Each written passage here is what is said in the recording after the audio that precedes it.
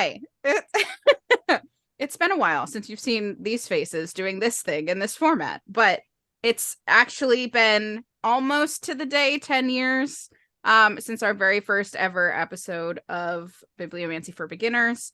So we're here to talk to you about the exact same book that we read 10 years ago, The Book of Lost Things by John Connolly.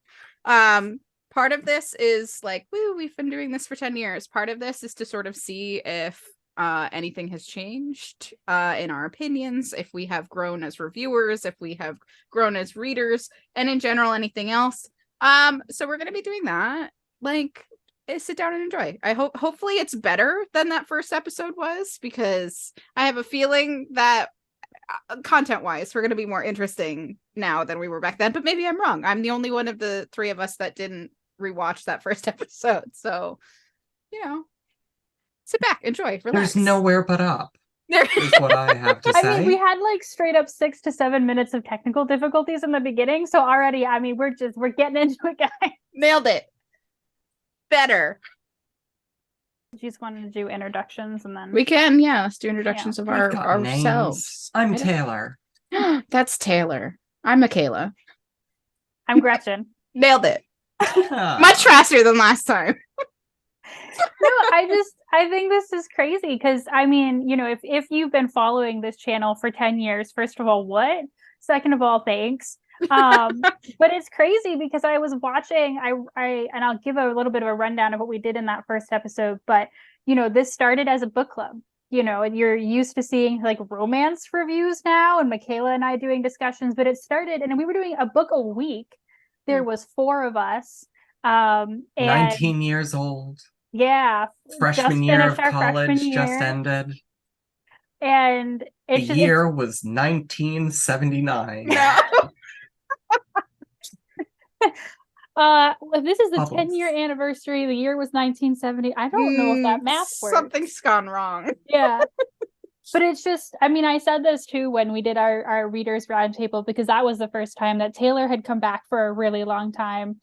And it's just been really great to now do this and to watch that video and feel all of the nostalgia of like, some people have come and gone from the channel. We had, like I said, there was 4 of us when we started. Then it was 3 of us for a while. Then we added some other people who have come in and out. Michaela and I have stayed. It's just soldiered on with varying degrees of consistency. Listen, we never claim to be consistent. We know. So I don't know. I'm feeling really happy and nostalgic that we're doing this. But obviously you can go back and watch any of our old videos. Unfortunately, they will all live on the internet for time in memoriam, which is really frightening. But I thought I would just give you guys a rundown real quick of what we talked about in that video. And we had a lot of consensus, I think, which is that like the rating was like mid-level yes to like a high yes. There was a degree of consensus around the fact that we all enjoyed it. Nobody hated it, which is not a true thing in many other book club episodes. Yeah, that's rare that all of us were like, yeah, it was all right. Yeah, we might have just been feeling an endorphin high from like starting a new venture. I have no idea. I don't know. Connolly is an accomplished writer. This was stylistically a departure, we know, but like he was a bestseller on the New York Times before this. It's compelling. It's funny. It's witty. Like, and there's clearly a lot of thought and research in its own way put into it. So there's certainly much to like get from it, and we did find a lot of that favorable because I also was kind of looking back through our discussion. Michaela, do you want to read the back of the book? Oh my god, we used to do that, didn't we? We used to do this. We used to read the back of the book. Yeah, a lot of people haven't read the book. I guess just for the copy of the book that I have, you might notice is a different cover than the copy that we had way back when. This is a repub of this book that is actually published and put out for kids, which will be discussed in the course of this video. It's not a kid's book. not a kid's book. Don't think it should have been put in the middle grade section. But the back of the book that I'm going to read here might be different from the back of the book that I read last time, because this is the one that is aimed at children. So I'll read the back of the book so that you can see it. Nothing is lost forever in big text. David doesn't know much about life beyond the walls of his room, except what he reads in his books. Mourning the death of his mother and angry at his father for moving on so quickly, David is pulled into a world next to our own and discovers all the stories he's read have come to life. However, these stories are different, angrier, darker. As David makes his way through the world to find the king in the mysterious book of lost things that will help him get home, he encounters adventures he never imagined, but a danger is lurking in the shadows, threatening to destroy David and his entire future. More Dun, narrative dun, dun. description in that than the one I got here. But yeah. So we read this when we were doing book club originally, when there was 4 of us. We did it every week, and each week was someone's pick. And so the first pick was Michaela's, so this is her fault. And so we had a generally favorable opinion. We liked some of the quirky side characters for sure, but we did find that overall the plot was rather episodic.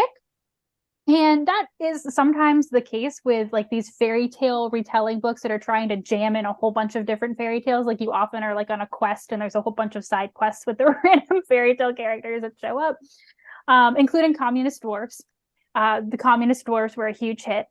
And still funny. We did find the writing style to have at once some very beautiful turns of phrase, but often also some very like clunky or like, you know, issues with the writing.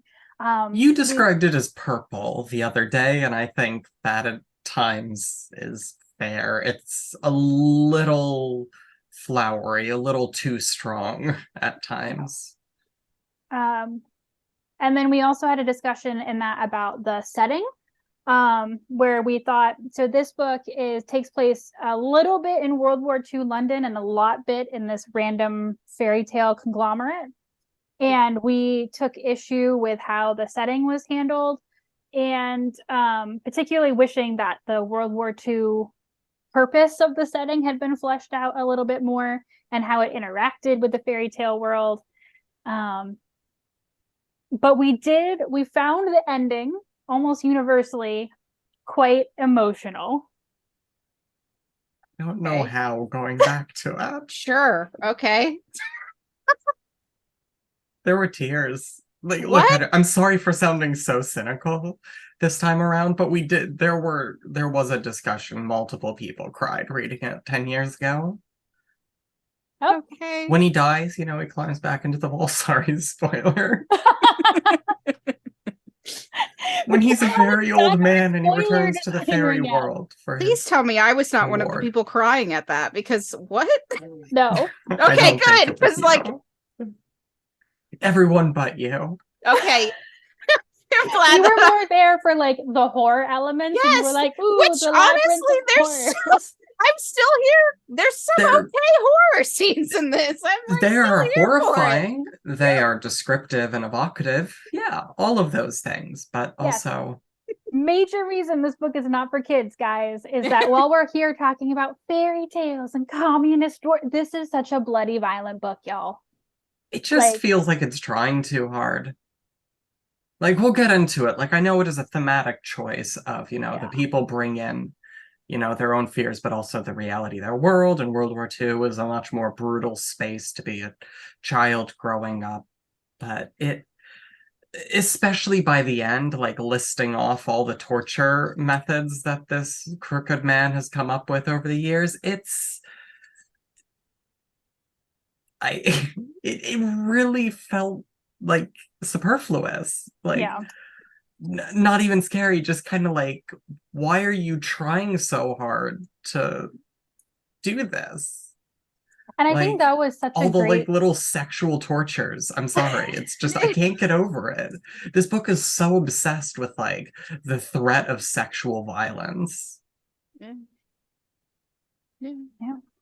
Sorry. I don't know. It's a weird one. I had said, wait, hold on. Before we Yeah. get into discussions of this, overall impressions now, obviously more negative than they were way back when. We made But a structure. I'm sorry. yes. I went back and I looked at my Goodreads review of this, which was very sparse. And it was literally like, comedy stores were funny. I liked the gay nights. End of review. It was good. It was 4 stars, which, no, I don't agree with that anymore. Like a 3, like it's fine. It's I did the same fine. thing. My Goodreads was listed at 4, and I went and I moved it to a 3. Yeah. And so when I want to show you guys this note that I wrote myself. So when I went back to watch our original episode, I thought that I was going to take notes, like written notes for myself, and I didn't end up doing that. I ended up like live tweeting the experience at you two.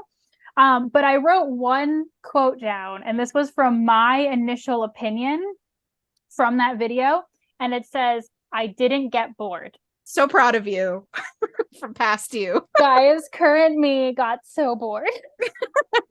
I did so much skimming.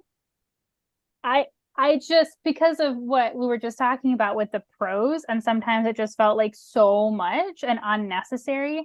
I was just like, I want things to happen. And the beginning is so slow. I did think that the middle to the end picked up. Yeah. It got less episodic, which I think helped. But yeah, I find it really hilarious that that's the only thing I wrote down, when the immediate thing that I texted the both of you was like, I'm so bored. Yeah. I mean, it wants to be good. True. I've read better. I've read better portal fantasy. I've read better fairy tale retellings. I've read better. It's fine. It's fine. It's fine. This is my review of the book. Michaela, it's fine.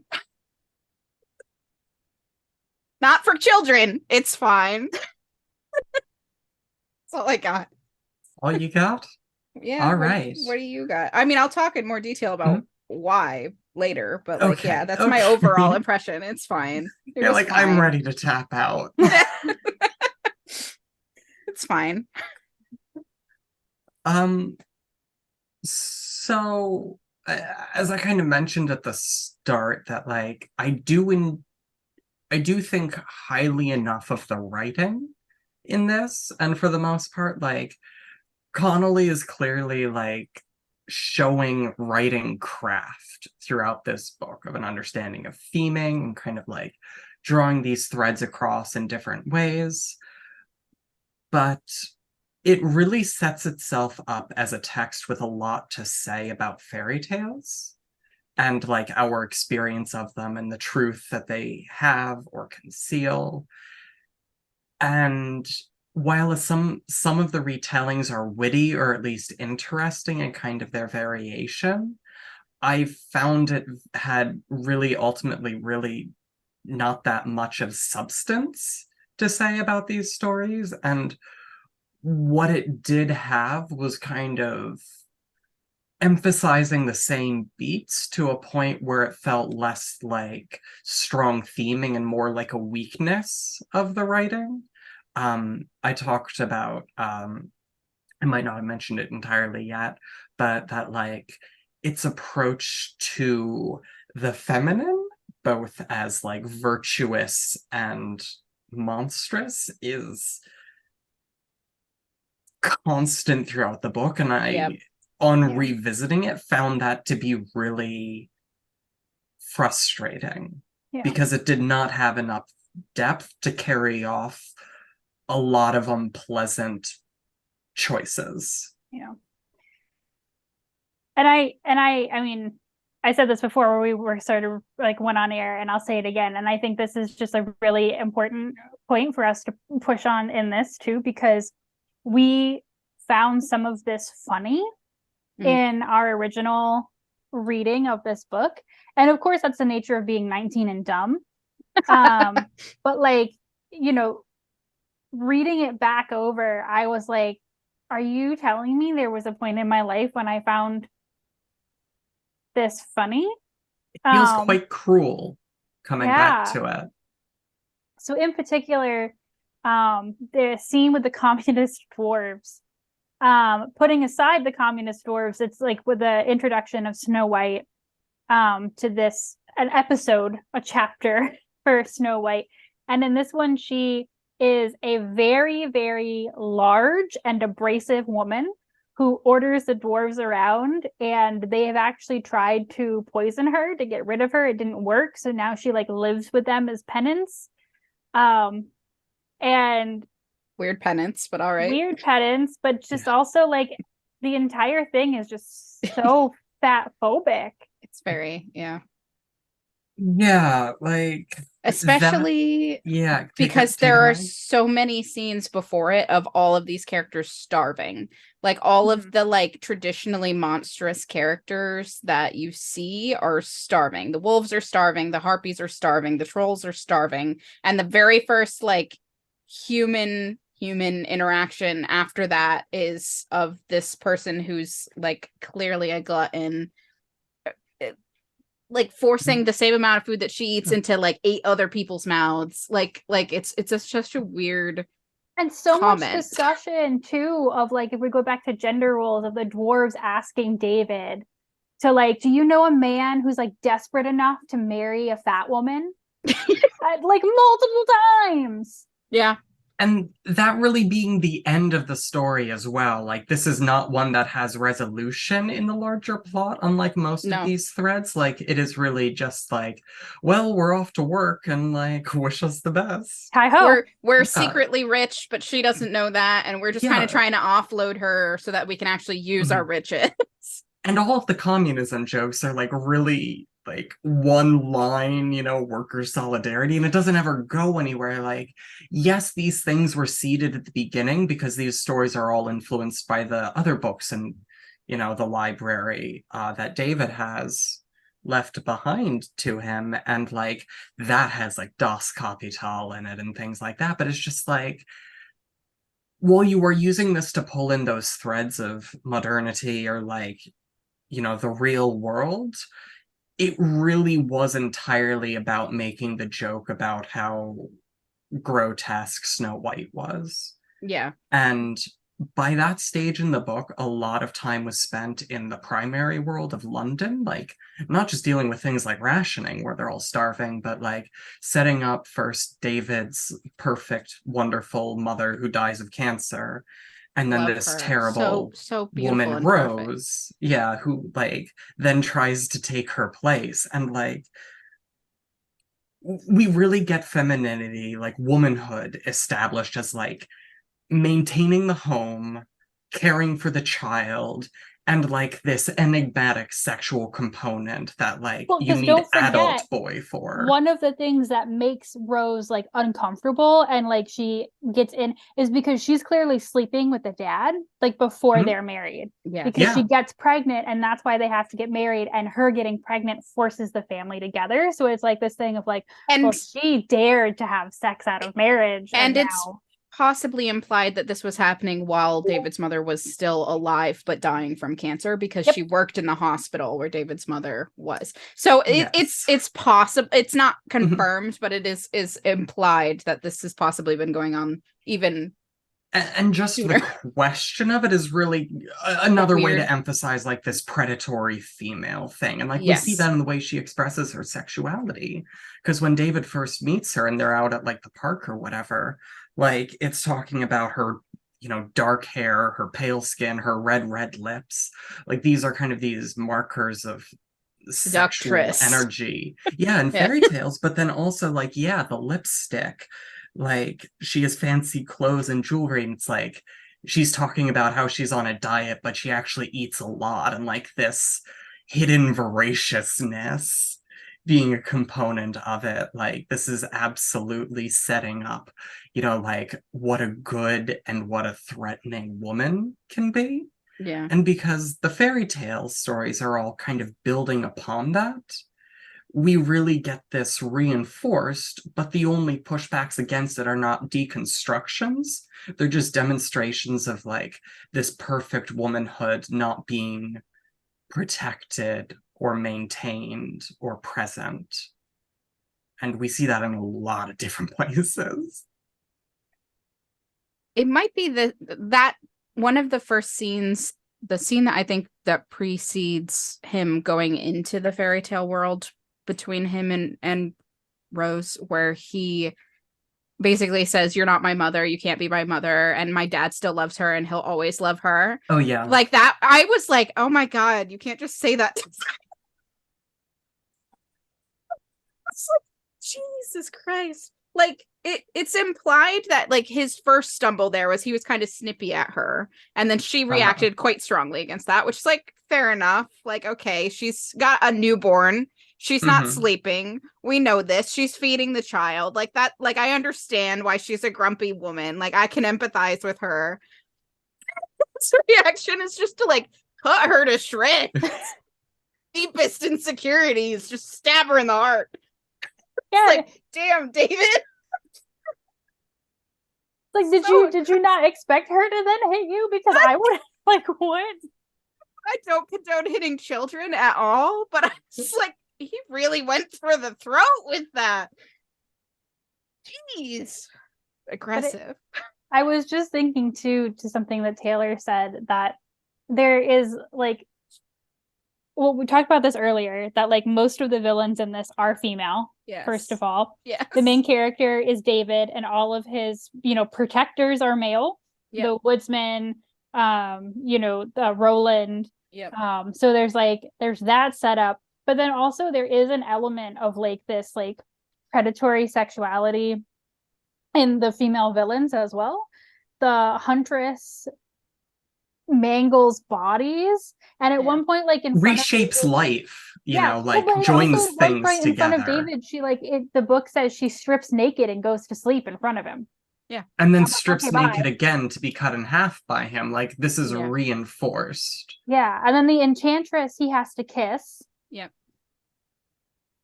Yeah. And then by kissing her, he like wakes the demon. And maybe I was primed for this because you had already said in the chat, like, I'm just noticing a lot of weird gender stuff. And so by the time I was reading it, I was like, oh, I'm going to look for this now. But it's like, once you turn that on, you don't forget the harpies. Oh, the harpies. We got the naked harpies brought in from, from Greek folklore because, they are naked. But also that's interesting because the harpies, like, showing up in mythology, they were older, like, chthonic and female-coded deities that were, like, out of place in the high Greek, Athenian tradition that was trying to assert a much more masculine space. And that's just like, you have those gender politics in the stories already. Yeah. And then they're just brought in, be like, yeah, I agree with that image. No, but I'm glad you were also thinking about that, because even when the enemies, and we can look most specifically at the loops, like the human-wolf hybrid, that is very tied up in, like fascist imagery, but then also like the unrestrained masculine, because like... That's one of the ones that I highlight. Hold on. Yeah, so like I guess the two parts I wanted to talk about is first like their creation myth, like this sang-froid thing with the human and the wolf, but that being the Red Riding Hood inversion. So already we're seeing this being a union of inverted sexual desire of this the woman going after the wolf. Good. Bestiality made it back into this conversation too.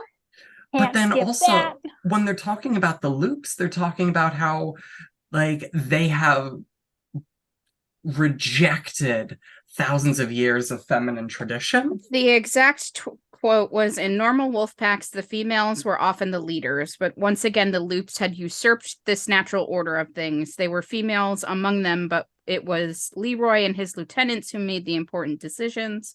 Perhaps that was one of their weaknesses, suggested the woodsman. Their arrogance had led them to turn their backs on thousands of years of female instinct. Which is just as bad, because it's still operating within the same dichotomy of like this pure natural world balanced order of nature. Like, the forest is feminine coded, and the woodsman does not use his axe against the forest, he uses it against the creatures within the forest. And then you have the the bookends really of the mom who at the front, who is just like perfect and died perfect, right? And then at the end you have Anna, who also died young and perfect. His love and wife, who appears and disappears in the same paragraph or so. Yeah. Which is fine at summary And David's stage. like, how can you not be mad at him for like trapping you in here? And she's like, he's my brother, and I could never be mad at him. And I was like, no, if I was trapped in a jar for like several decades, I would be mad as hell. Sorry, you're right. That Anna was the one who was betrayed and left in the jar as like this angelic little remnant. I was thinking about David's wife from the future, who also dies during childbirth. And he never marries again. Yeah. But when he goes to Fairy World, he is reunited with his father, the woodsman, and his own family. Like, this is not him being restored as a child to his father and mother. No, but his mom isn't there, right? No, it is his wife and their child that he is reunited his whole with. Book looking for his mom, and then he dies, and he's like, "Sucks to be you." I mean, it's not real, but it's his. In that space, he is the one who was made whole. And like, isn't their unborn child a girl as well? George, no. Oh. Yeah, he named the child after his younger brother who died in the war. Okay. Maybe you shouldn't have skimmed so much, Gretch. Listen, by that point, I was just so because, and I mean, I don't want to lead us to the end of the book. No, sorry. Soon, but I just I think you said, what is this book doing? What, but I don't want to. What is it trying to say about stories? And that's yet to even be. Well, point. Sorry, Michaela, go ahead. No, I was just gonna say, like, the beginning of this book makes you think it's a book about processing grief. Because that's and what the back of the book is talking about. He loses his mother. He starts hallucinating, having episodes because of the grief from losing his mother and the continued grief of being like transitioned to this new family where he's now a second child, and then the continued grief of there's a war going on and his dad's dealing with that, like grief.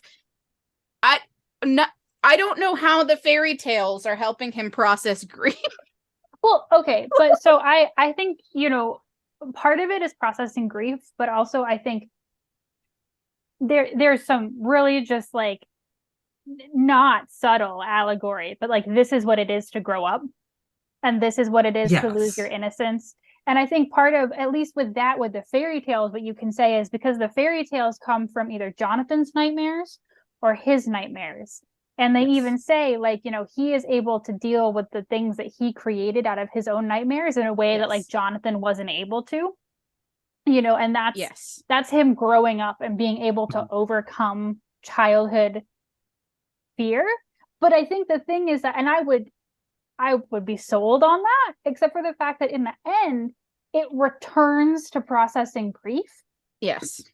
And I'm like, okay, so then are you just telling me that the whole point of this is just to accept that life is sad and deal with it and move on? Well, everything will suck until you die? That and the kind of like odd, like this all made him be nicer to specifically Georgie. Like it was like trying to get him to like recognize his younger brother as like an extension of himself. Yes, Rose was tied into that, and how he like went and visited her even though they got divorced. Like his parents got divorced, and he's still like, I'm gonna go and visit them, and I'm gonna be part of this family and take care of her. And I'm like, why? Like, what did you learn in all of this that made that what you got out of it? Because I don't understand. I would agree that an essential, like, as Gretchen said, like, it seems the core of this book is about the structure of fairy tales as a way to explore growing up. And grief is an avenue of growing up. Like, experiencing grief is something that carries you through to adulthood by necessity. But it is much more preoccupied with that. Like, I feel like, let's see. Like, so we have the epigraph to this, which is a quote from Friedrich Schiller, and its deeper meaning resides in the fairy tales told to me in my childhood than that is taught in real life. And I guess pair that with the dedication in my mind, which was this book is dedicated to an adult Jennifer Ridyard and to Cameron and Alistair Ridyard, who will be adults too soon. All too soon. And for in every adult dwells the child that was, and in every child lies the adult will be. So it is very much like this is a natural course, like this is what it means to be human, and all of these aspects. But there aren't precisely fundamental truths in a lot of these stories or these representations. These are just like very, very subjective nightmares by their construction. Yes.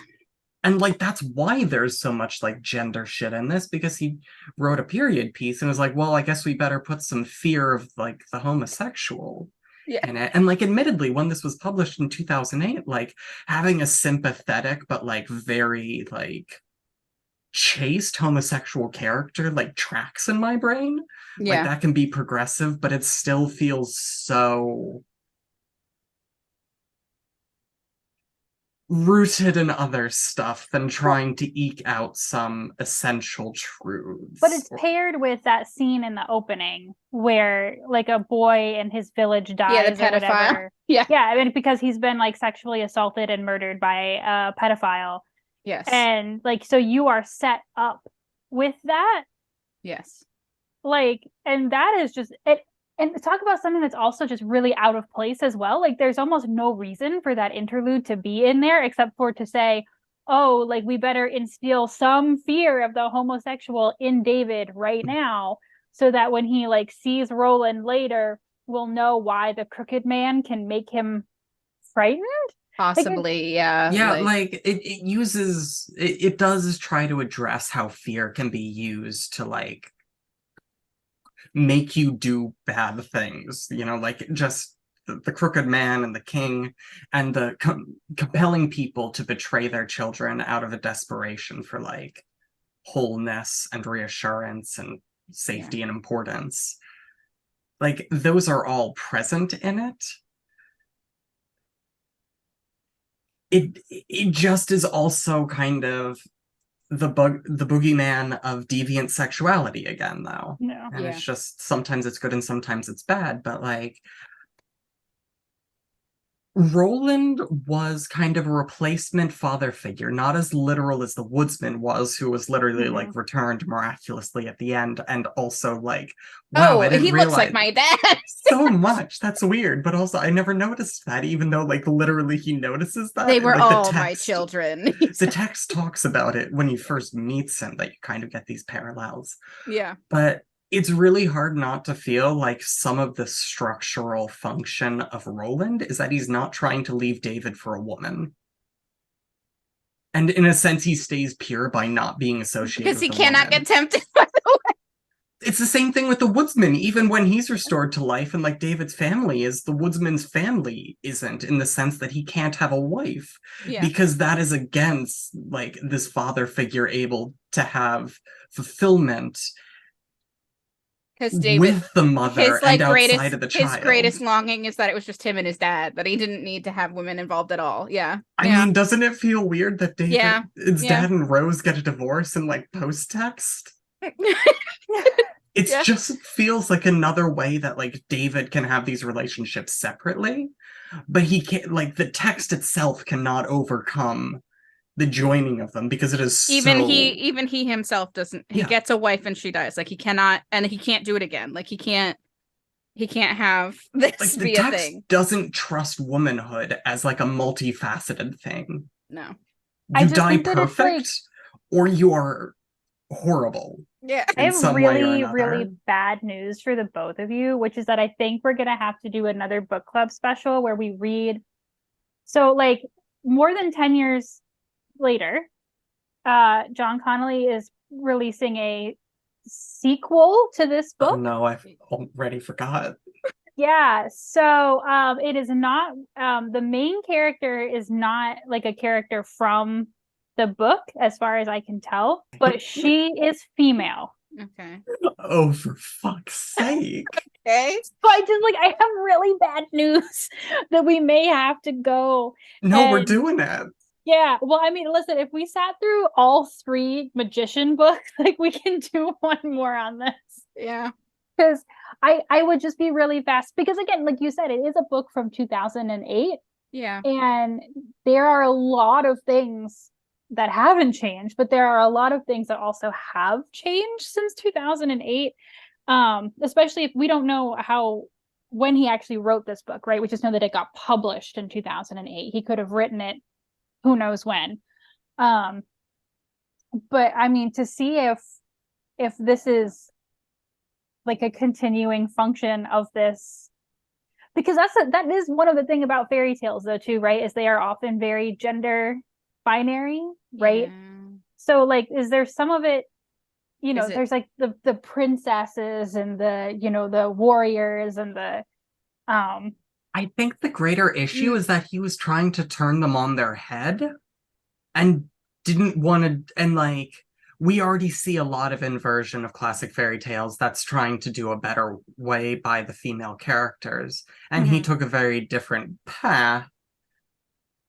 And I mean, like I'm fine with villainous it feels worse women in a different way. I'm fine with villainous women if there is counterpoints. The problem was that there weren't counterpoints. Yeah. Like making the huntswoman is a great character. I love her character. Such an interesting most the world's deadliest game thing. And it gave David a chance to demonstrate the sort of Hansel and Gretel trickery that children actually perform in heroic ways in fairy tales. And genuinely, I don't feel like gender plays in half as much to half of traditional fairy tales as it does here, because it is all one note. Yeah. And that is the important thing. Yeah. But no, I think Michaela's spot on. That, you can have villainous women. Love me a villainous woman, in fact. But because there was a really long time where women weren't allowed to be villains in a certain respect. But like you both not just in said, the visceral way that villainous woman is. They're witches, they're tricksy and poisoning, and this is a person that's doing very grotesque male operations. She's and she's a hunter. Again, that's a traditional male image. Those that's an interesting character and an interesting take on that. When it's first revealed, she's ambiguous in gender and voice. So it does play with that. But ultimately, they all feel to be good or bad for the same reasons. Yeah. And again, that, I think throughout the book, that's the thing. It's there's times where we're this was really funny. That was actually an interesting take. This one little snippet, you can pull apart these little things and be I quite enjoyed this. This was well done. Overall, not so much. And that's why you get me going, it's fine. Because there are things that I enjoyed. There's some really good horror elements. There's some really good little bits and pieces that I was what a good little I mean, I definitely forgot how many horror elements were in it. And I think in my mind, after 10 years, I was oh, that was the fairy tale retelling book, right? Yeah. And it wasn't something. And so when I started reading it, and there is a lot of discussion of blood, of gore, of people being chopped in half, of people dying really gruesome, or images of bones stripped of their meat hanging from trees. Yeah.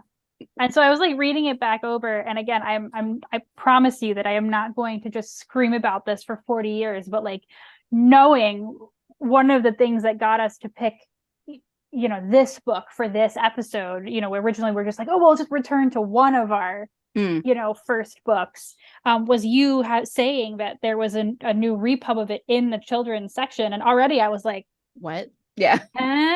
And now rereading it again, I'm between the predatory sexual stuff and the gore, and I'm just there's a very early on like right when he goes into the fairy tale land, there's a description of the like bomber plane that follows after him, and the description of the guy in that plane burning to death, and like the like visage of his like mouth being exposed because of his flesh receding because of it burning. Like that's like a very like detailed gore scene that I was like, I would not give this to a child. But what you were sending to us in photographs, comparing some of the scenes like Gretchen pulled out, like there doesn't really appear to be any differences in the text that was published, for adults back in 2008 and released in the children's section. You said this was shelved with middle grade? Middle grade, yeah. Yeah, in the kids section. It's not even in YA. Like, I could maybe see an argument for YA. Like, I still am kind of like the audience self-selects at that stage. Yeah, and you're able to be like, this might be okay for this child, but maybe not. And if you're thinking about what we, like, I am not going to get into a discussion of what is and isn't appropriate for children. Probably they. But what you often see is that, like, a little bit of a nipple will get you like thrown into the fire pit, whereas if you describe a very gruesome, and even it's the same thing for graphic novels actually too, where a little bit of like a sex something, but like a lot of violence doesn't get flagged in the same way. They are not equivalent. No, so I would get, again, YA. YA. I could see the argument being made for YA. It is astounding for me that this is middle grade. Like, if I read this book as a middle grade reader, I would have nightmares. Like, I also would not understand half of it. No, I don't know what I'd be looking for in it as a middle grade reader either.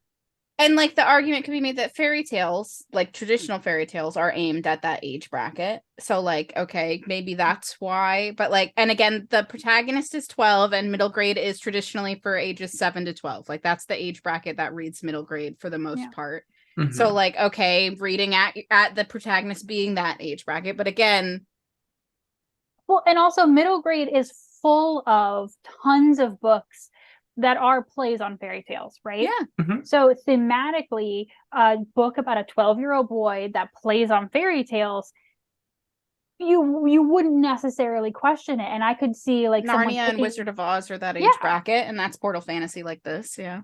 And I'm like School of Good and Evil. But this is so directly interested in like becoming an adult, not even like what separates childhood from adulthood. It is about becoming an adult. No, I literally for all of feel specific like the reasons, and that just feels older, even like 12, even as an age of the character. Oh no, like, I'm not arguing with you. I'm just saying. I just mean I feel like someone who like that's read a very arbitrary age to have said he was. 2-page description of this book was like, let's repub that for children, but they didn't actually read it.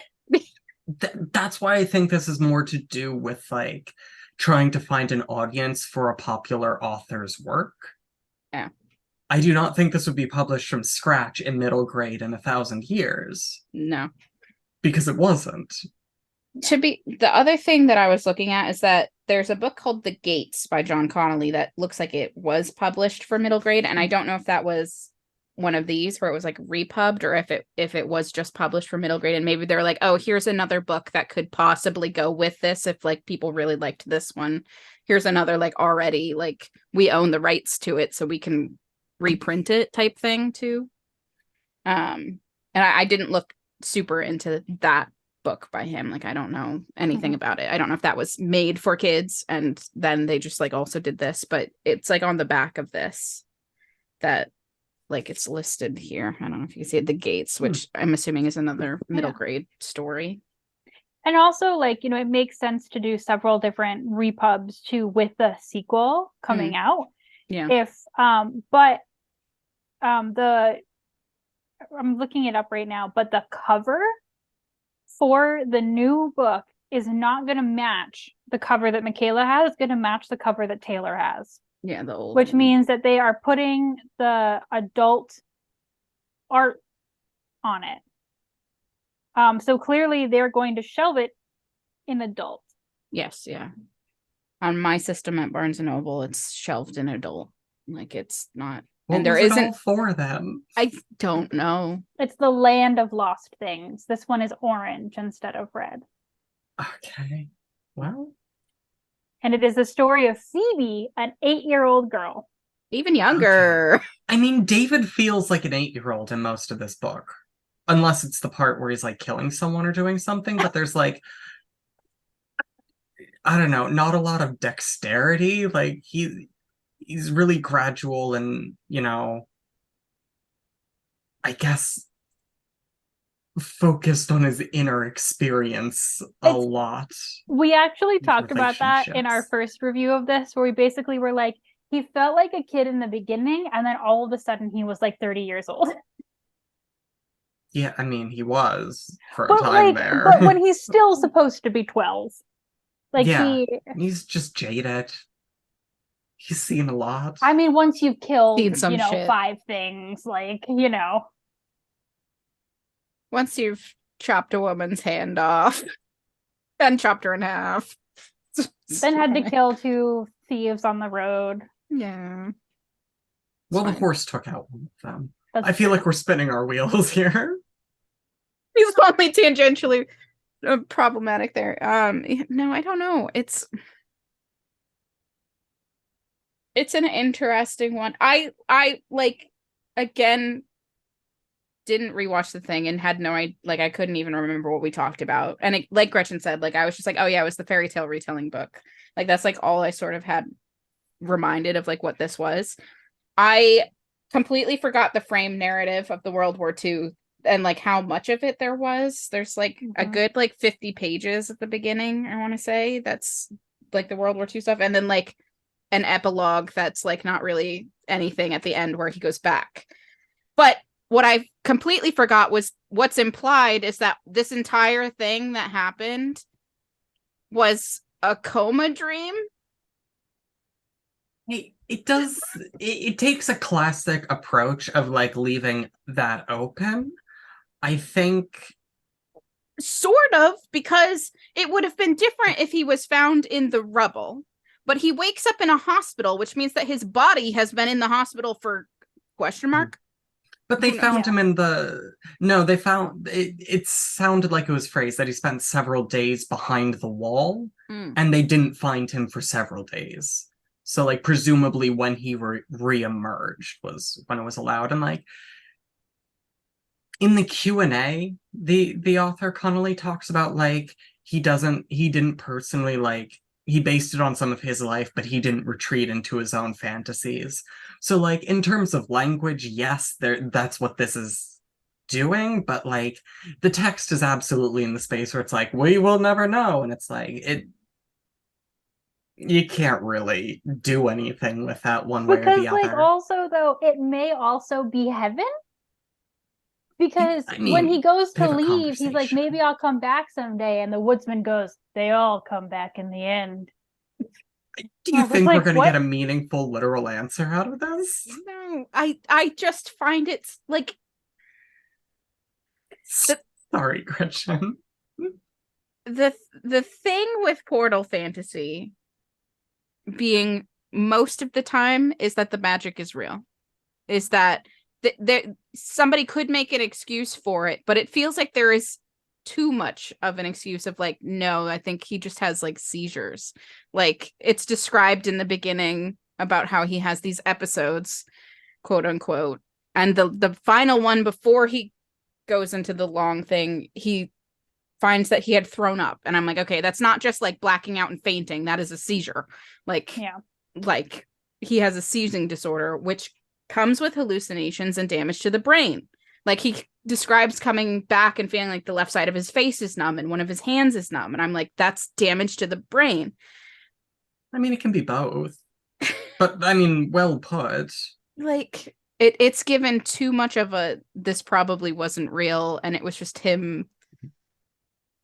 I think this book is committed as an adult. too much to the truth in the stories. Yeah. Because it's all about, like, as a child, you see everything in black and white, but as an adult, you see everything in gray.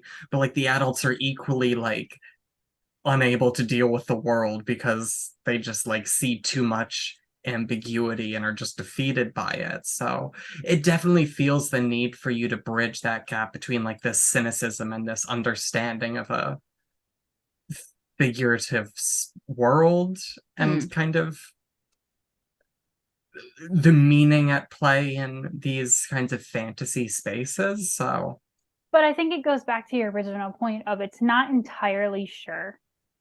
It's not entirely sure what the point is, or it's trying too hard to say, like John Connolly in his mind is like, I know what the point is.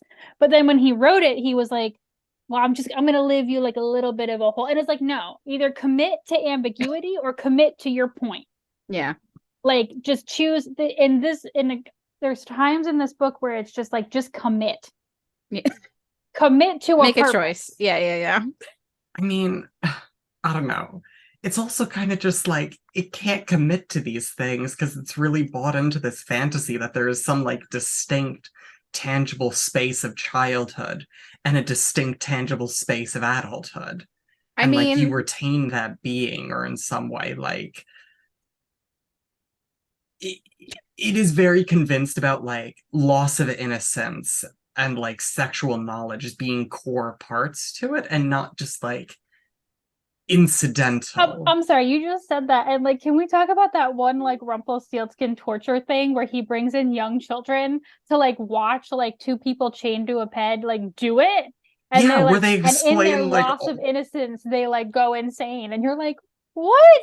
That's where it really felt too ridiculous to me. Like that was just so like it feels like groomer talk. Like I can't approach that in a more neutral way in this day and age, where it's just this seems like absurd fear-mongering, but of just like imagining different ways to traumatize children. I'm not trying to say that this is like, you know, this is inappropriate of Connolly to think or write about. It just felt like satire by the end of it. Like it was absurd how committed to these images and these threats he was. Yeah. I don't know. Like, I don't know, like revealing to children not only what sex is, but that missionary is not where it stops.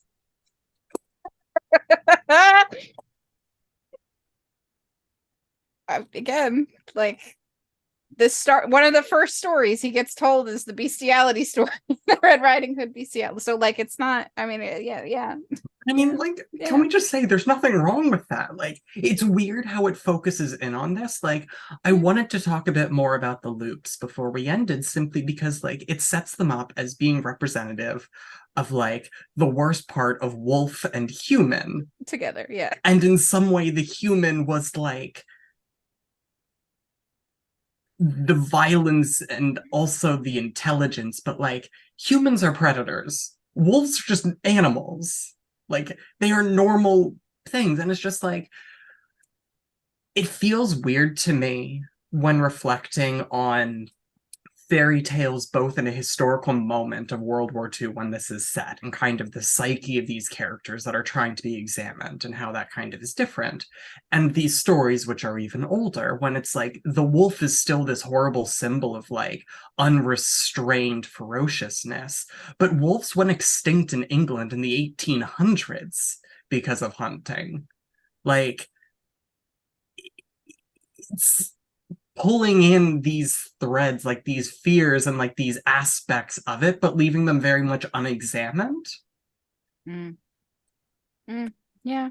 And because especially when we're pulling in like the human part as being this unrestrained like violence, like that's still getting into like fascism and the lack of the feminine wisdom. Well, but also, you know, Leroy begins to lose. I think sorry, it's interesting you both go with Leroy and not Leroy. Like, it's French for the king. Oh, okay. Which is just Didn't take French, not very a French on the nose. No, French is the most villainous thing of all here. They're called the loops. which is just wolf that in French. that I know is wolf in French. That one I did know is wolf in French. I at least knew that. But yeah, okay, all right. King Well, wolf, king in French, King wolf. and it's just like Okay. yeah, like I didn't know king in French, so like that went over my head. World War II, nonetheless. France is having a really bad time right now. They're not having a good time. It's a rough time for France. Leave them alone, David. He's afraid of the French. I have no other conclusion from this book. wait, but the loops were Jonathan, though, right? Yes, Jonathan. So David is not afraid of the French. Fair. Jonathan was afraid of the French. And 40 years previously? 40 years I mean, wait, World War One? It's still yeah, I don't know. Still a weird thing to be afraid of. Napoleon the Third?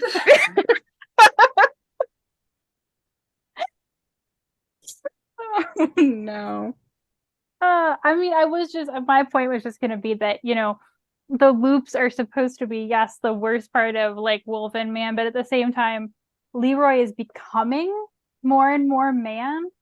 And as he becomes more and more of a man, he's like losing control over his army as well. So there's like a lot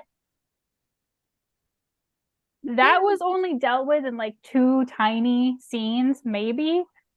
And I was like, there's a lot going on here, but we're just gonna glide right over this. And it's just again another moment of like, okay, I think you're trying to make a point here. I would like you to commit to making this point, because otherwise just take it out. Yeah. So there's so much in this, choose like 4 focal points rather than 16, right? Like, yeah. And maybe, maybe a little bit less episodic, commit to fewer points, and maybe it is more of a cohesive story.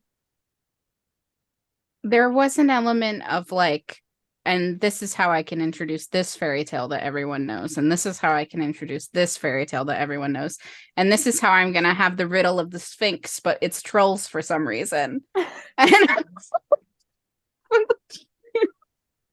Because we have the Greek mythology and the Egyptian mythology. Like, I don't know, man. Like, commit to fewer things. Yeah. It is an intertextual experience that is engaging with a lot of different, narratives and stories that like fairy tales now come up against, and the inability to like not know about some aspects of the world as it is, and how that influences our fears and kind of mythology. And like, they're good questions, but some of them are bringing in because it's, it's a fairy tale that you can twist, and some of them are being brought in because they build the story, and some of them are being brought in for other reasons entirely. And not all of them pull together into the coherent aspect. Like, it begins much more episodic and kind of finds its footing with a more grounded interlacing of these things later on, but also it's a struggle throughout. Yeah. Well, I don't think we could sum that up any better than that, so we're done. I'm fine with that. I think I discussed everything that I wanted to. Overall, definitely different readers than we were back then. I feel like we've grown as people and like what we think is correct. I think we do still agree that this is not for children. No. and since then it has decided to be for children, and we don't think that it should be. Again, if a teenager wanted to read this, sure, but I also would allow teenagers to buy from the adult section anyway. Like, there's no reason for like that to be a thing. But again, children, probably not. I probably wouldn't give this to my 7-year-old to read. I mean, I just feel like, especially with like the cover that you have, that really just makes it seem like a regular middle grade book. Yeah. I would just, I think there could probably be some kids who are really into gore who would be down for it, but there has to be some way of signaling. I was a horror reader as a kid. Like, one of my booksellers brought over Edgar Allan Poe to me and was like, this was shelved in the kids section. And I'm like, it's supposed to be in the kids section. I read Edgar Allan Poe in middle school. A lot of kids read Edgar Allan Poe in middle school. Like, that's about that age bracket. And she's like, did you read like what some of these are about? And I'm like, yes, they're quite dark. It is horror, like it, but it does go in the kids section. But it's branded that way. Like, it's very obviously a horror book. So you know when you pick it up that that's what you're getting, versus this, which is like labeled as a fantasy. Like, yeah. So basically what we have clearly decided in the moment of this is that on September 19th, when the sequel to this comes out, we will all get copies and reconvene and see what happens with a younger female protagonist more than like 10 years later. Oh my God, they're probably going to be precocious. Like, we're just going to get Alice. Phoebe, an 8-year-old girl, lies comatose following a car accident, a body without a spirit. Ceres, her mother, can only sit by her bedside and read aloud the fairy stories Phoebe loves in the hope they might summon her back to this world. Oh, wait. We have a canonical confirmation that this is the coma zone. It's a coma dream. You can you access the secondary world like your roaming spirit. No, let me finish it. But an old house on the hospital grounds, a property connected to a book written by a vanished author, is calling to Ceres. Something wants her to enter, to journey to a land colored by the memories of childhood and the folklore beloved of her father. A land of witches and dryads, giants and mandrakes, a land where old enemies are watching and waiting. The land of lost things. So it's about the mom. What? Sorry. All right. Okay. Yeah, okay. I only had the first paragraph earlier. I did not read the second one. It's a twist, not Phoebe at all. And an adult. To hell with that child. Oh, well, we're going to have a lot. The coma zone. It'll be very interesting. Coma zone is still really funny to me. A good line. Well, with that, guys, we're gonna stop while we're ahead with the coma zone. And thank you guys so much if you made it all the way through. This has been just such a joy to come back and do, and we look forward to doing more of this stuff. Obviously I will still be there reviewing romance novels and also like political science and history, because that's just who I am as a person. But we have more plans for, more of this, or the reading roundtable, if you didn't see, with more of our friends, just kind of like talk about books and the way that we originally thought this channel was going to work, and the way that we love it when it works, and just being able to talk and laugh together in real time. So we hope that you have enjoyed. Thank you so much. And we will see you in the next time.